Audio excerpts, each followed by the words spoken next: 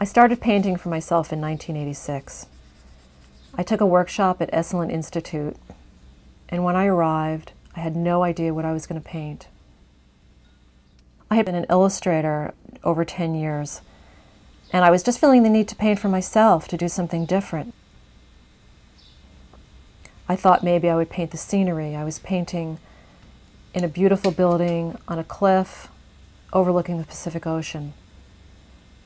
And I stood there with a giant white piece of paper, and my hand just started to move, and I was totally amazed at what came out.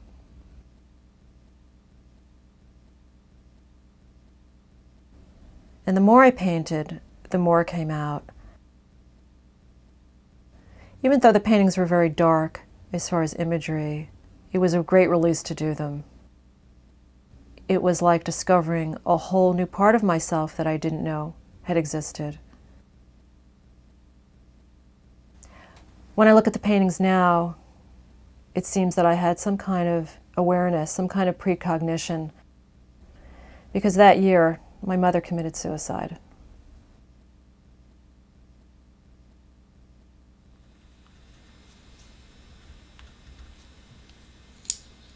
People are afraid to paint because they don't know where to start. Seeing that piece of white paper is very scary, but it's also very exciting at the same time.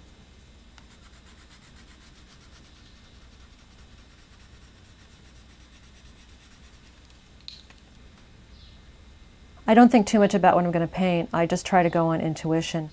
Sometimes I'll just put a color down, and the color has a certain feeling which will make me want to put another color next to it.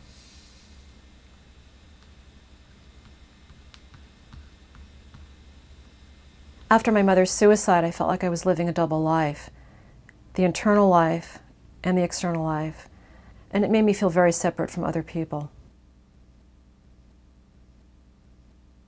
As you can imagine, it was a very, very dark and very difficult time for me, but I knew that I had to do something. I started to paint again because I remembered how comforting the paintings had been to me when I painted at Esalen.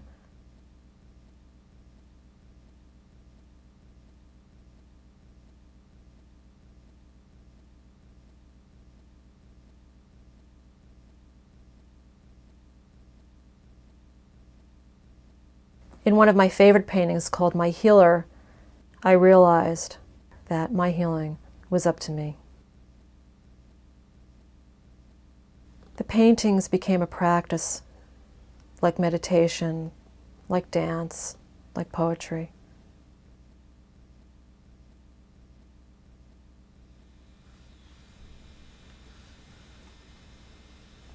It's very important to suspend judgment of the painting. I still occasionally look at something and it's like, well, I don't like that color, I think I'll move this. But now I think of it more as just there's always a part of the painting that I don't like, and I know that's going to happen. And maybe it's just the tension in the painting. That helps me move on, that helps me finish the painting. And I really try not to judge it as though I would if I went to a museum.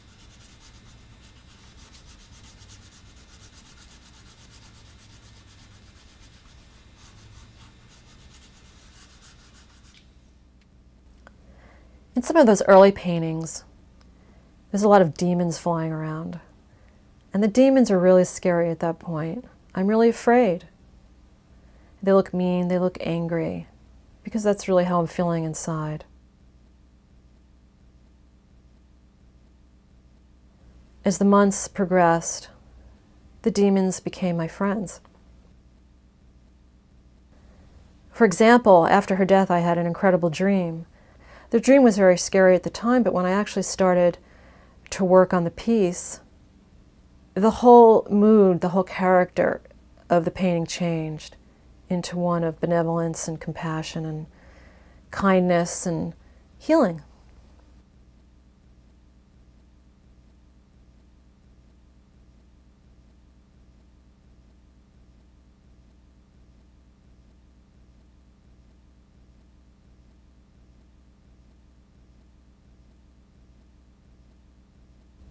In the early 90s, I met a man named Sean McNiff. He taught me that it's really not a good idea to talk about the paintings.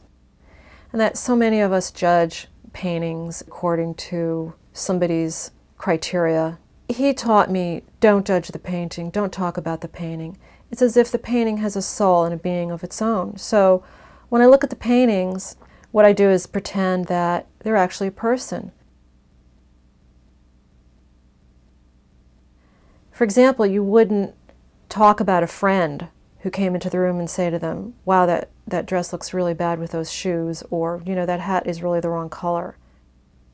What I like to do is have the painting speak to me.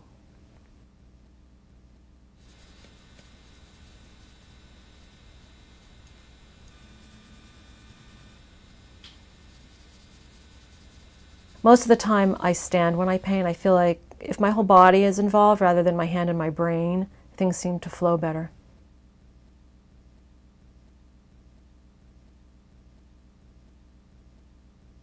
When you paint with no judgment, things happen that you don't expect. And it's a journey. It's like going on a trip to a foreign country, a place that you had never been before.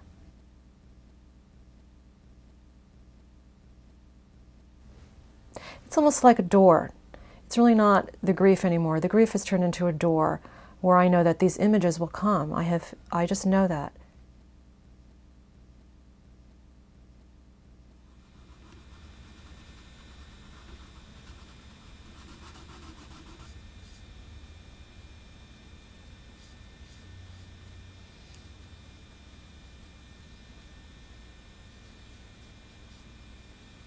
I think it's easier to speak your truth when you're not doing something for money. These paintings were created for me.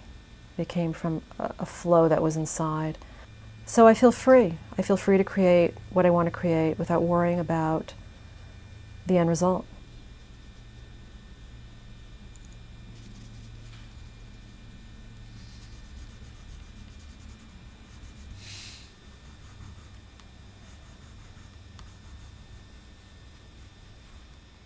When I first started doing these paintings, I was a little nervous to show them to people because I thought they would think I was really strange, kind of crazy. But slowly but surely, when I started to share them with some people, it was amazing to hear the reaction. I think everybody can relate to them in some manner in their own life. Everybody's had loss, everybody's had some problems.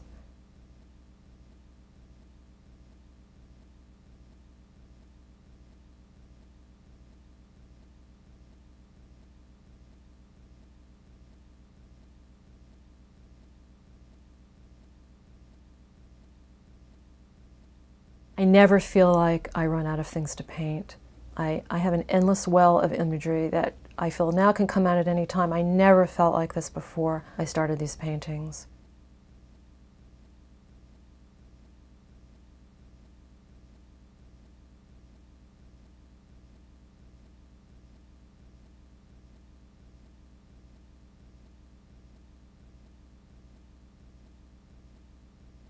When I'm in a room filled with my paintings, I feel like I'm with my best friends.